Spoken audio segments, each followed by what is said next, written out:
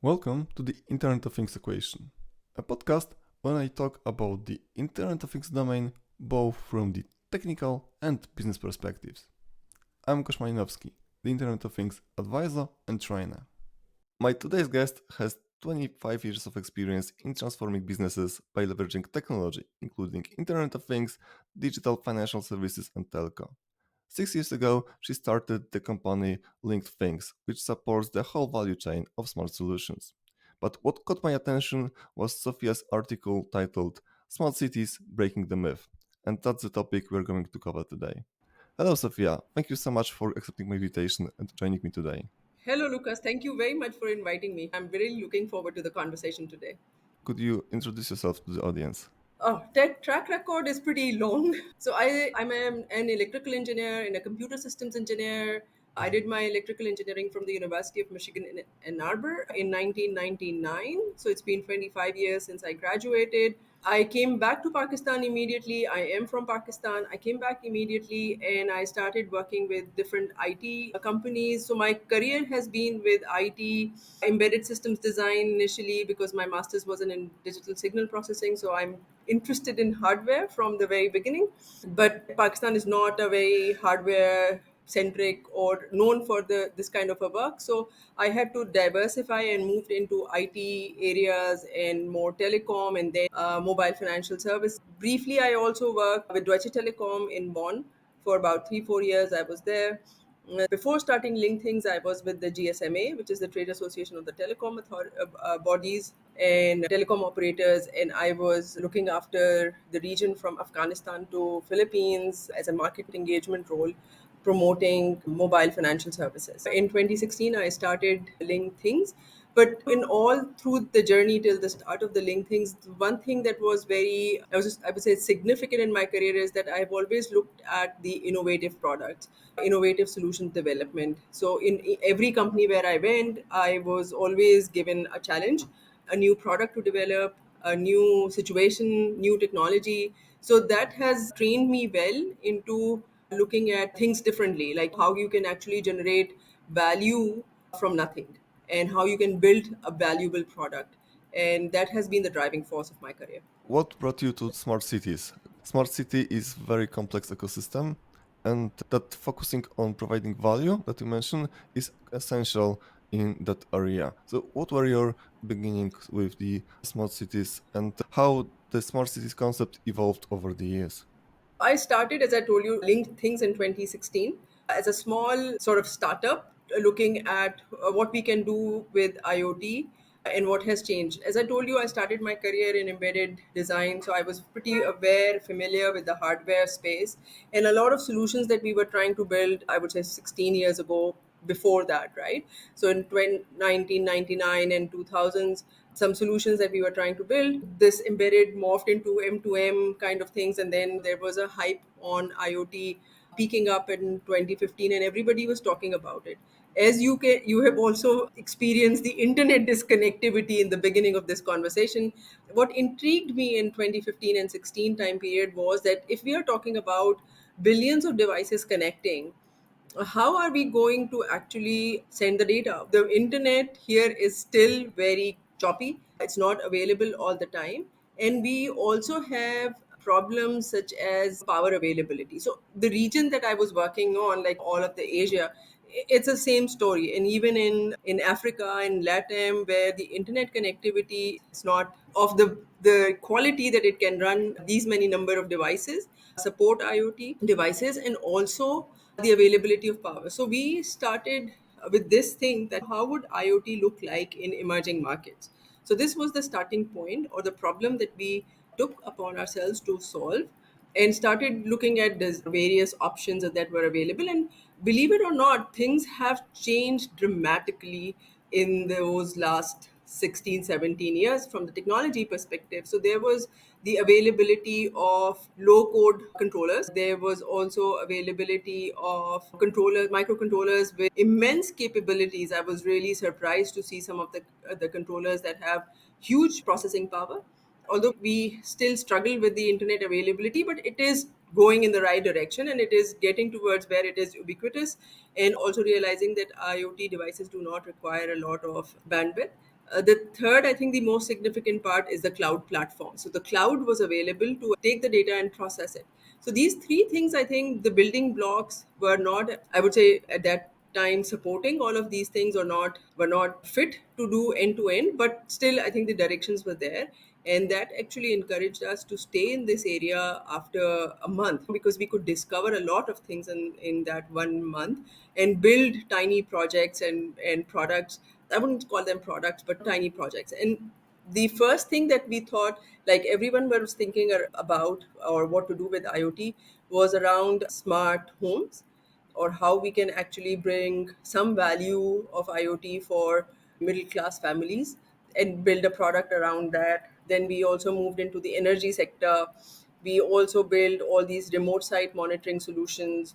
It was very difficult. I think making people believe that IoT can do all these wonders was is difficult, and it was difficult even more so, I would say, 7 8 years ago, because of because there was not that much awareness about IoT, or what the technology can do or cannot do. But it all seemed sort of unbelievable to a lot of people. I wasted a lot of my time trying to convince, creating awareness amongst business professionals, amongst bankers, amongst normal consumers to start adopting IoT.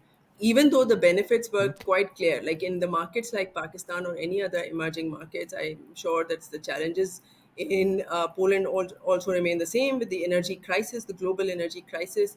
We need to start saving, we need to start monitoring, we need to take care of the resources that are available. And as everybody says, that energy and then the climate.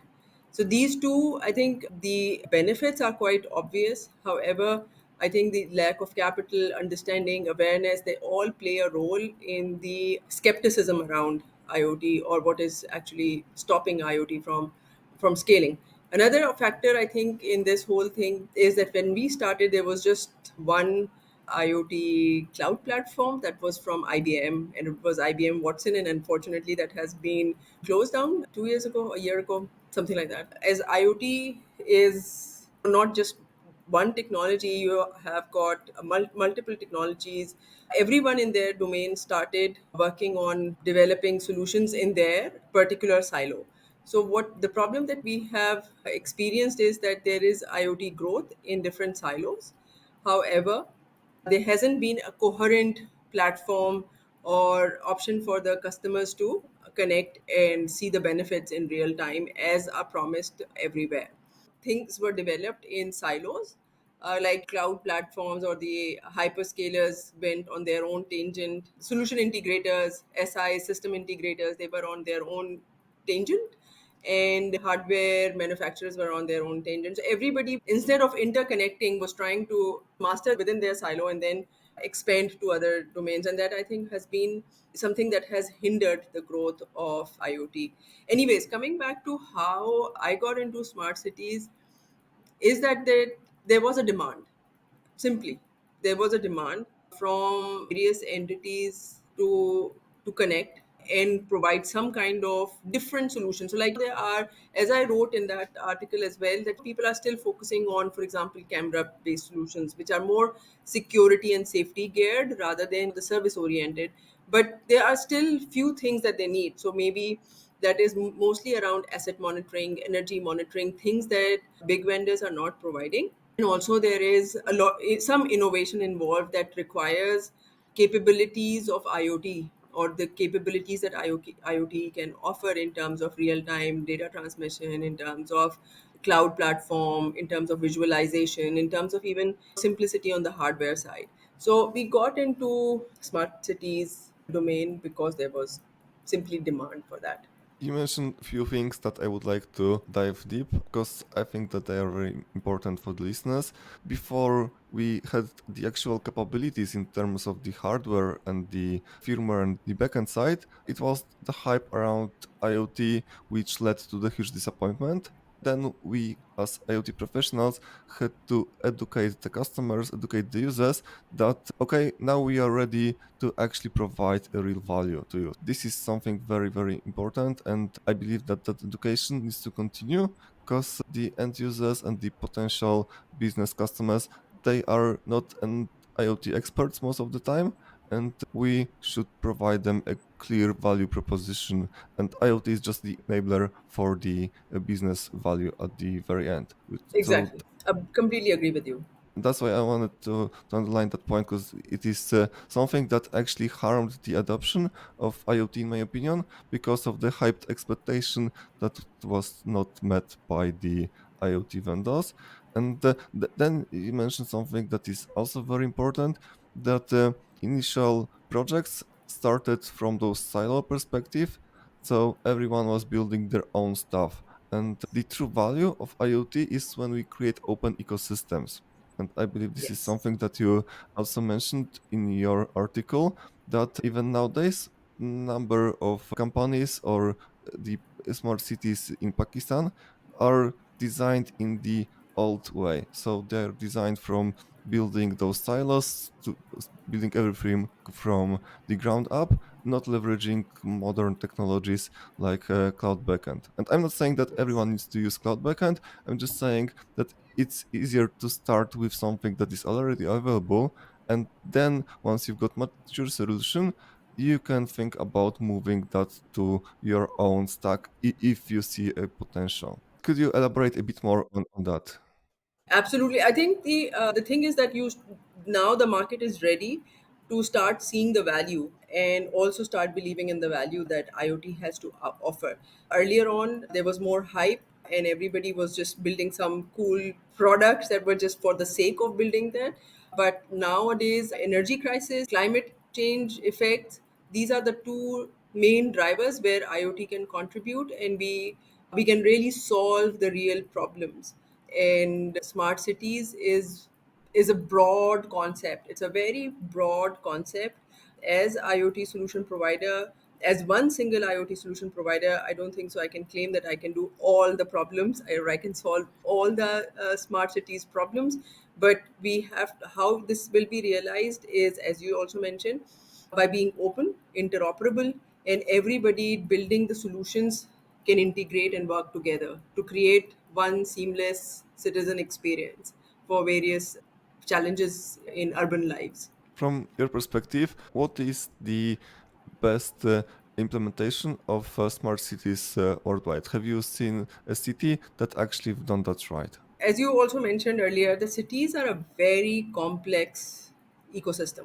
If I say that Singapore is the best example, or I pick a city in Germany or in US and say that that is the best example of a smart city implementation that's built on the context of that city. So I cannot say that you go to Singapore and copy that in Karachi. The learnings have to be contextualized. That is the single biggest learning or humbling point of doing IoT, is that you have to bring the context into it.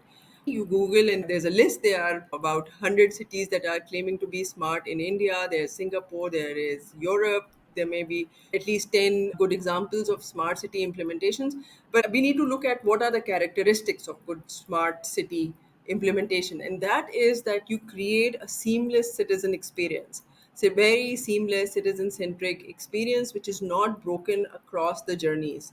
And also, I think while we are at this, not just the citizen centric journeys or citizen centric solutions for the citizens, I think it also needs to solve certain challenges, especially when we see that the urban population is going to rise rapidly. There are about figures for 70% of the population living in urban centers that put a lot of pressure on the utility resources, on housing, on energy demands, on waste management. So everything has to be solved for the population that is increasingly getting urbanized and is expecting higher quality of life in the cities, but is not going to get because of the pressure on the existing resources in the cities. So how we can actually create cities that bring the citizens together, increase the quality of life, provide all the services that they are looking for, health services, education services,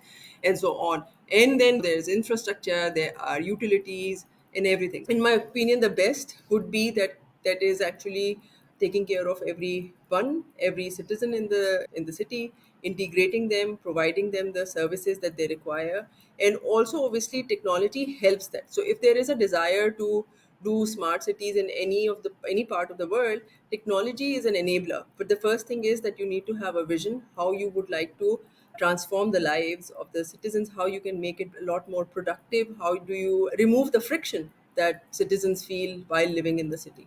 The first point that you meant was extremely important, which is you cannot copy paste solution from one city to the other. This is not Yes. about purely technology, because the technology capability is one thing, but the actual demand and the actual end users need is something that is very unique for every single city. And this is a great point. I think this is a mistake that is often made, unfortunately, that companies try to copy paste the solutions without really verifying if there is a good fit from the business and users perspective. So thank you for bringing that up.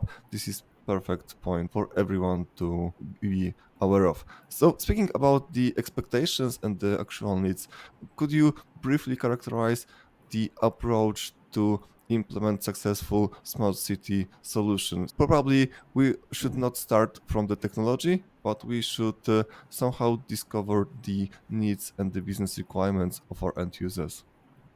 Yeah, as you said, rightly pointed out that the starting point is what are the particular things that are creating friction in the lives of the citizens?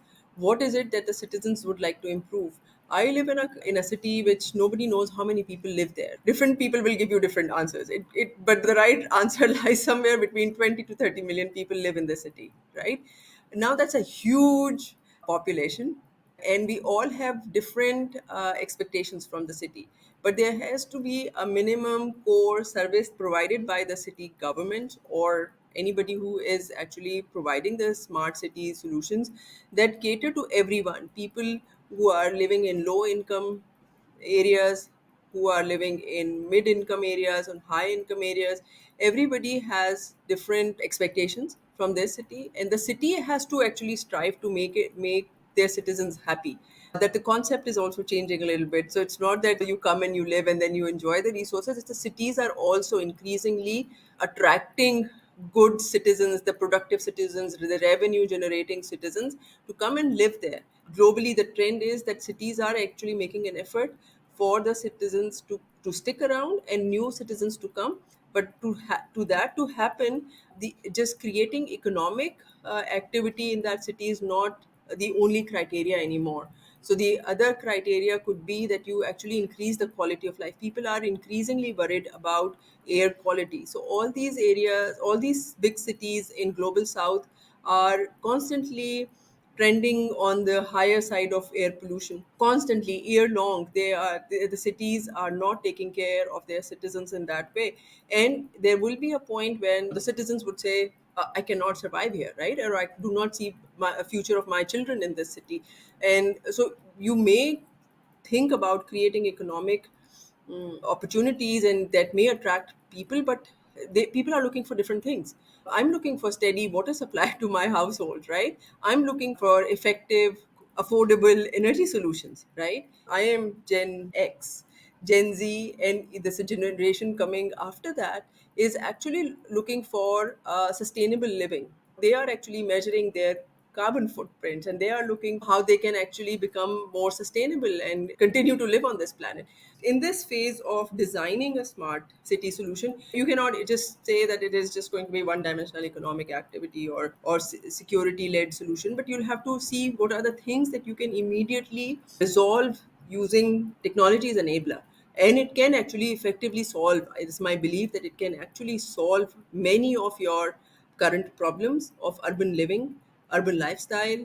All can be solved if you have an effective technology plan. But you, before that, you need to know what you want to do. What is it that you want to offer? In most of the low income countries, global south, you have to worry about quality of life of these citizens who are living there. This could be providing them enough entertainment opportunities, providing them enough opportunities for leisure, for different kinds of transportations. I live in a city that, believe it or not, 20, 30 million people living. Public transport offers is like 500 buses, 600 buses. Can you imagine? This city would need thousands, hundreds of thousands of buses, right? So somebody has to think, I can put a very good cloud platform or start measuring air quality, which I'm doing right now. But that's not going to change the city. So there has to be major investment, new investments going into the cities, rethinking, reimagining the life. Those are great points, especially the thing that you mentioned at the very end, which is the priorities. Added some fancy sensors, fancy cloud technology, fancy whatever, will not make any difference if the base needs of the citizens are not met. So I think that Yes. is a great point, and this actually contributes to the concept of IoT as building that ecosystem and the smart city as being the platform, and that platform should be extended to whatever needs and whatever capabilities required for specific people living in that specific area.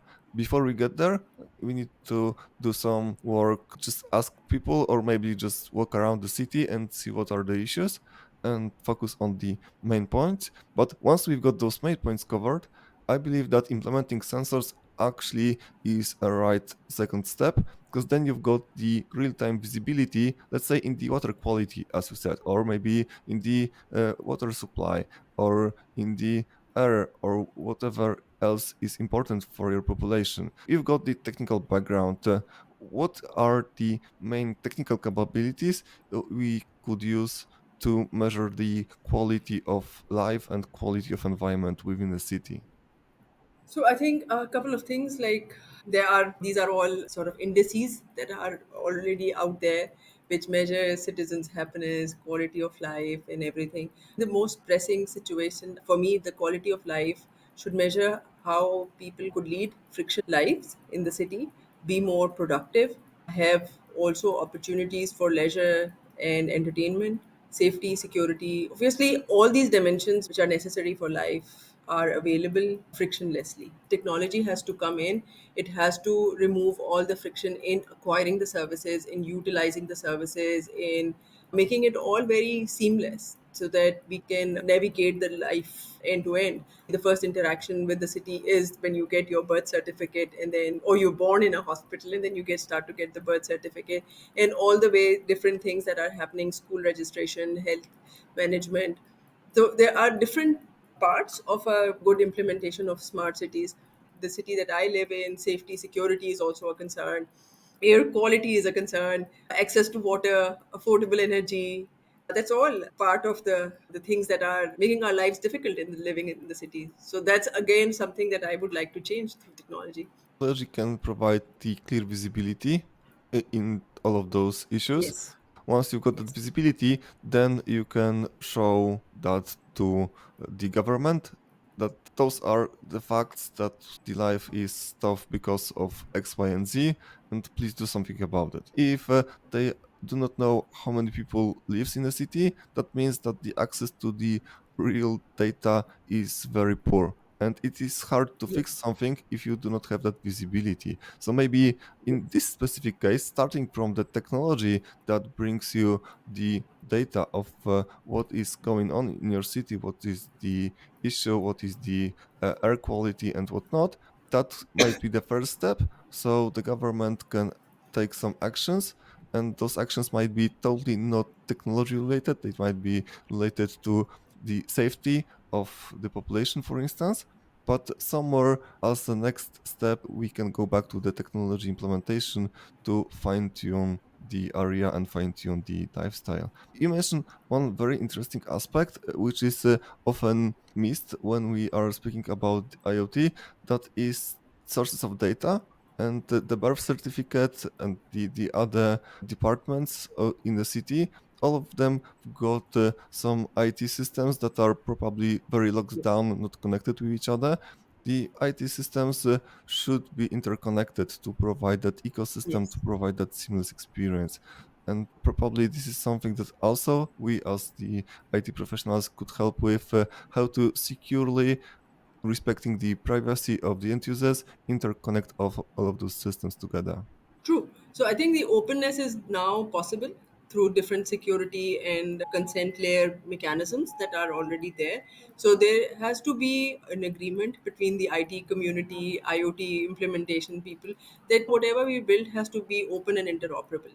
We cannot build this kind of solutions that were built in the 90s or 2000, early 2000s or 2010s, that are mainly closed systems. In a city like Karachi, there has to be at least 100 IoT companies, because you have got various different solutions, the challenges that require solutions, right? So you just cannot say that I will build something that is going to be my kingdom and I will just protect it. The solutions have to be open for two reasons. One is that no one company, I think, can solve everything, every solution, every problem. The second is that the way the data is growing, you cannot keep it as a closed asset. The real value of the data that is generated in the cities is in the new value that is created from that data. So it just cannot be that you keep the data involved and not share it, because then you are not actually creating value. It's not one of those items like gold that you put it in a vault, but it is actually the value of the data is that when you start using it. And that's why you need to create open systems. Like, for example, if you have manual systems like birth registration or any other healthcare system, but that all has to actually connect and provide you data, even like with air quality data, for example, or quality of water data.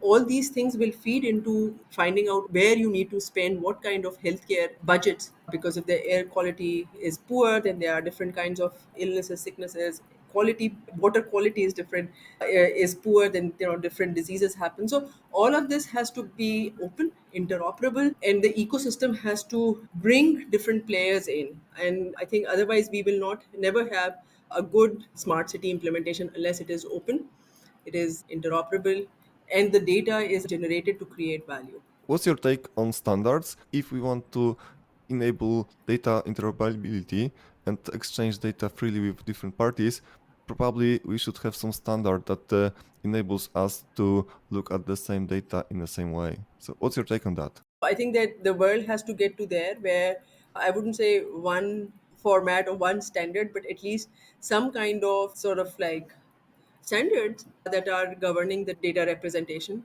and also interoperability of data. I think that for interoperability, standardization is very important.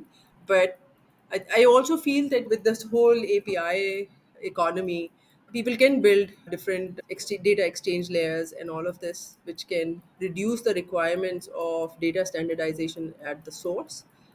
But still, I think some standardization would be required to start to get the meaningful data and to scale it. I think still we haven't got to a point where the numbers that were initially promised on the smart city side, they are still, we haven't touched even the 10% of that, but that is something that would be required going forward. On the hardware side, if you look at it, there was different kinds of protocols that the hardwares were sending their data, but now there are more layers coming in that actually translate the data, and the gateways and all of this are being increasingly deployed to bring the interoperability and standard data formats. What you said is very accurate, that the data models of those various systems probably will remain as they are right now, so they will be versatile, but we should have some common data model that facilitates the data exchange. That might be API, that might be some edge gateway, or whatever the implementation might be. There should be the common language that everyone speaks, and then Yes. the sources of data can have their own data structures. What are your predictions regarding the smart cities implementation? The real life predictions, not something far away that we will have flying cars and whatnot, but to address the real issues of real citizens in next 5 to 10 years. I will talk from where I am sitting mostly, but I think this also has a global implication, and that is the climate change. I think that is affecting us. And in my opinion, today or in the next 5 years, a smart city would transition from wherever it is to a more sustainable living, providing green options for everything in life to their citizens. I think that's the trend that we will see going forward. With an increased, I also see a lot of investment going into the green tech, clean tech. We will see that the cities will transition from wherever they are to green cities, sustainable cities, climate friendly cities. We will be decarbonizing our energy sector, so moving towards more renewables. Water recycling would happen. more proper waste management would happen, more recycling of waste would happen. People will look at their transportation choices. Gen Z has a different expectations from life, and as they grow into and come into the labor market, they will be actually calling the shots on how they want to live and where they want to live and what is their expectations. And the trend has been around sustainability, climate related investments going in the cities, and cities going becoming more cleaner, greener, sustainable. Sophia, thank you so much for accepting my invitation and meeting with us today, sharing your insights. You provided tons of value for everyone listening. What's the best way to contact you and to follow your impact on the smart city landscape? Best way is to find me on LinkedIn, Sophia Hasnain, Pakistan, or you write Sophia Hasnain IoT. Search me on the LinkedIn. I'm there. I immediately responded to you. So I check my LinkedIn regularly, the messages, and if there are interesting conversations that can be held, I usually share my email address and then we can take it from there. Perfect. Thank you so much, Sophia, once again, and let's stay in touch for the future. Pleasure. Thank you very much, Lucas. Thank you for listening. Go to thefingers.com to find more materials about the Internet of Things domain. My name is Łukasz Malinowski, the Internet of Things advisor and trainer.